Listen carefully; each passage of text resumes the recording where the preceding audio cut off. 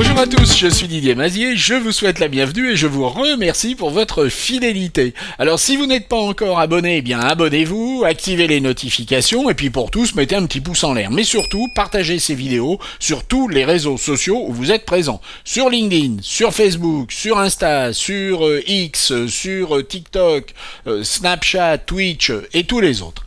Cette semaine, nous allons revenir sur la question des LUT qui sont des fichiers d'éclairage que nous allons pouvoir utiliser de façon à avoir quelque chose de plus réaliste sur par exemple ce type d'image où j'ai plaqué une photo d'une personne en plein jour sur une image qui est plutôt à la tombée de la nuit. Alors nous allons voir comment utiliser ces fichiers, vous allez constater que c'est extrêmement simple et que cela peut vous faire gagner un temps précieux. Alors mettons-nous au boulot dès à présent. Alors j'ai placé cette personne, on aurait pu faire mieux au niveau du détourage mais ce n'est pas la question. Nous allons prendre cet objet dynamique et nous allons procéder à la création d'un nouvel objet dynamique par copier. Cela veut dire que les modifications sur cet objet dynamique ne concerneront pas celui-ci. Et puis nous allons tout simplement aller dans le menu Images, dans les réglages et nous allons demander la correspondance de couleurs. Et vous voyez qu'il y a ces fameux fichiers LUT.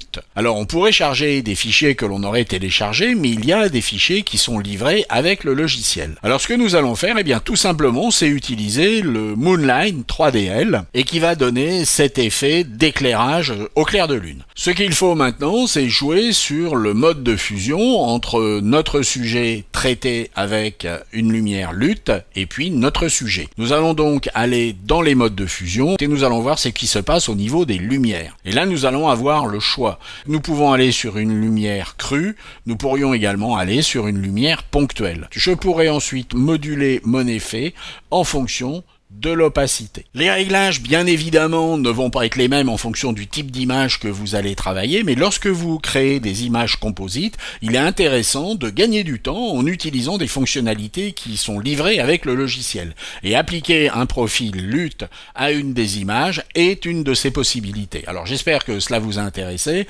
j'espère que cela va faciliter vos process et puis vos flux de production, et puis je vous dis à la semaine prochaine. Au revoir.